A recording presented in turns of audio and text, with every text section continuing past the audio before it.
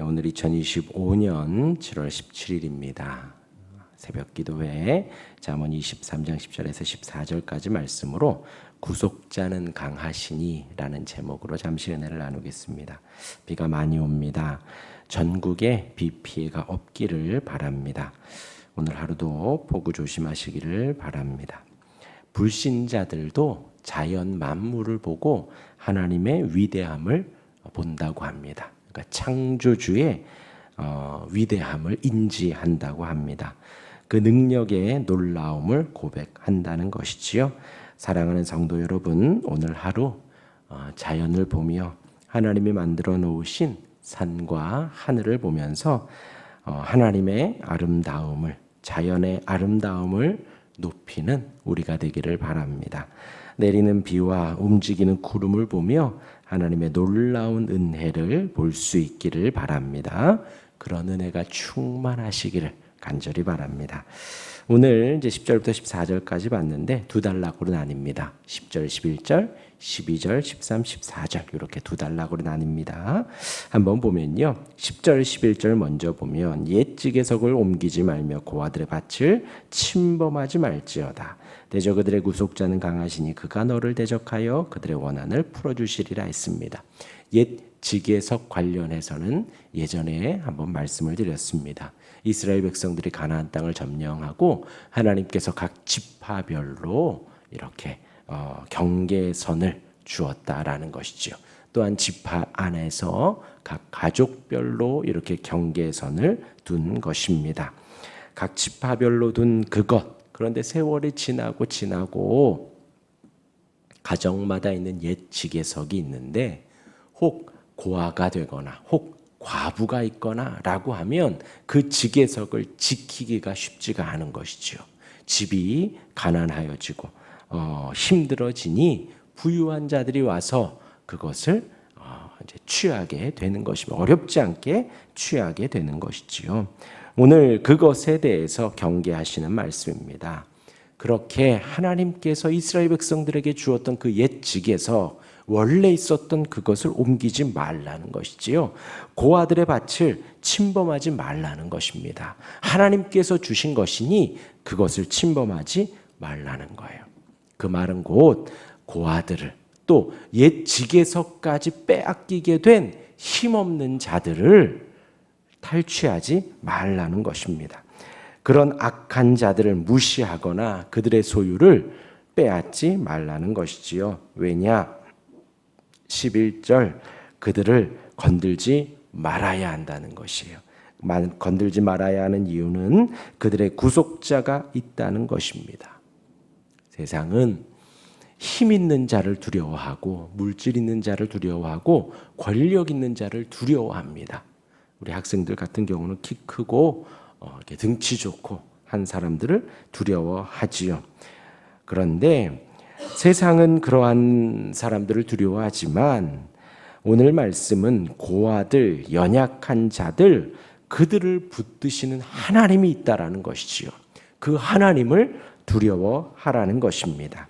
하나님이 그들의 구속자, 구원자이기 때문에 전능하신 하나님이 방금도 말씀드렸지만 산을 만드시고 해와 달과 별들을 만드시고 구름을 운행하시며 비를 내리시는 그 하나님이 고아와 과부의 편에 서 있기에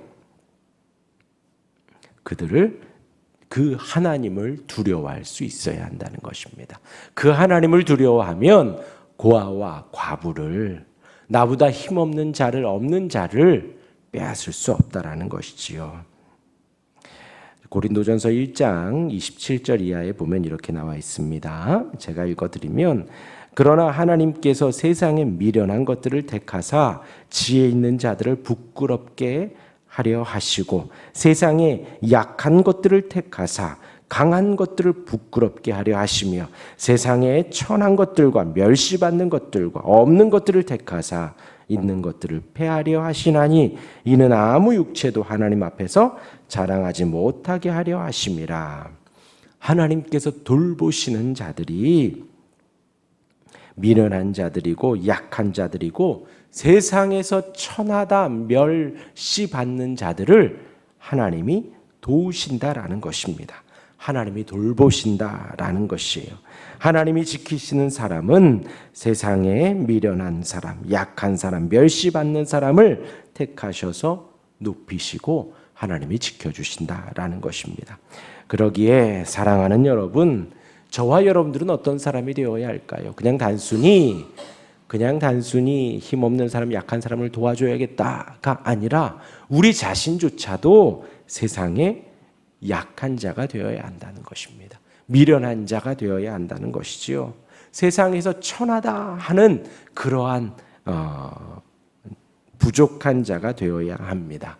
얼마 전에 요한복음에서도 나누었죠. 예수님께서 너희가 본다고 하니 죄가 있다라고 정죄하셨어요. 우리가 맹인이 되어야 한다는 것입니다. 하나님 앞에서 우리가 아무것도 할 수 없습니다. 하나님 앞에서 우리가 이렇게 비천한 자입니다 하는 고백을 해야 합니다. 그래야 우리가 하나님을 구해요. 그래야 우리가 예수님을 의지합니다. 붙듭니다.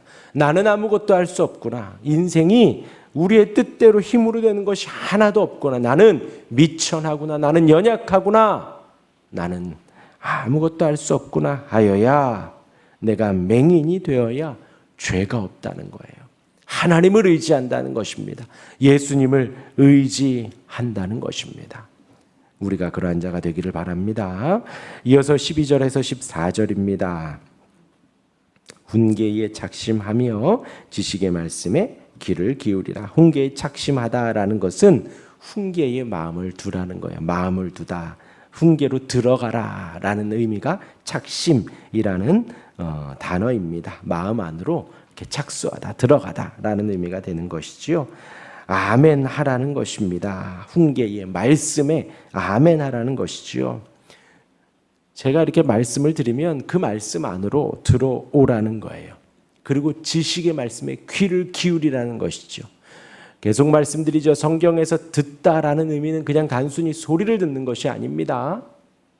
소리를 듣는 것이 아니라 그 말을 듣고 내가 묵상하고 수긍하고 마음을 열고 아멘 하는 것까지가 듣는다라는, 순종하는 것까지가 듣는다라는 의미가 되는 것이에요. 우리는 항상 하나님의 말씀에 관심을 갖고 마음을 열어야 합니다.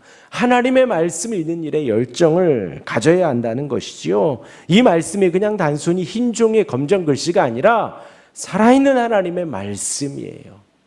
전능하신 하나님의 말씀의 생생한 음성입니다. 그 말씀을 우리가 사모하는 거예요. 그 말씀 앞에 나의 마음을 내어 드리는 거예요. 그 말씀을 사랑하라는 거예요.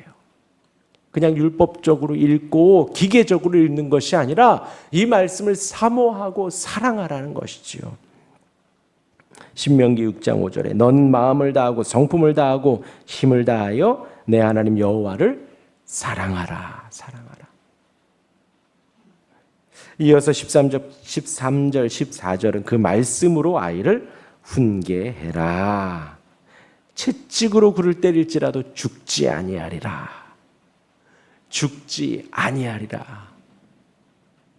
도리어 그 다음에 뭐라고요? 스올에서 구원하리라. 지옥에서 구원이 된다라는 것입니다.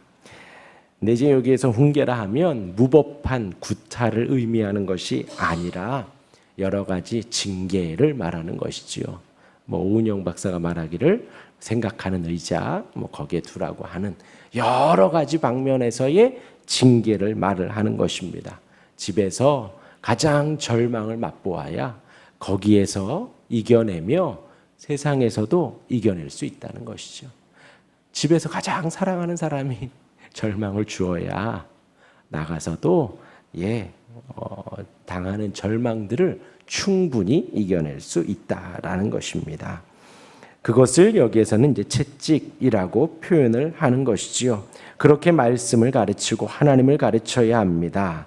우리 이제 저와 여러분들 이제 성인들로 볼 때에, 성도들로 볼 때에 우리들도 하나님께서 채찍으로 인도하시지요.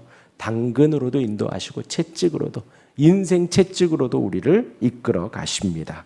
우리의 인생 속에 더위도 주시고 추위도 주시고 여름도 주시고 겨울도 주시고 혹은 심게도 하시며 혹은 거두게도 하신다라는 것이지요. 하나님께서 우리를 그렇게 인도하십니다. 또 다시 말씀드리면 감사하는 일들도 주시고 감사하지 못할 일들도 주시고 기쁜 일들도 주시고 슬픈 일들도 우리의 인생 속에 주신다라는 것이지요.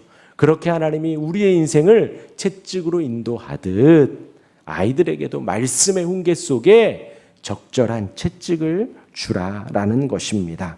그렇게 하나님이 우리에게 허락하신 자녀들조차도 신앙으로 인생 채찍으로 인도해야 합니다. 그래서 바라는 것은 하나지요. 우리 아이들 포함하여서 우리 교회 모든 아이들이 신앙으로 굳건하게 섰으면 좋겠습니다. 믿음으로 굳건하게 섰으면 좋겠다라는 거죠. 그것이 이렇게 신앙으로 예배하고 하나님을 예배하는 일에 절대로 소홀하지 않고 하나님을 예배하는 일에 최선을 다하는 우리 아이들이 다 되었으면 좋겠습니다.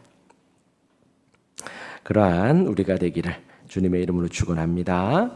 아멘. 기도하겠습니다.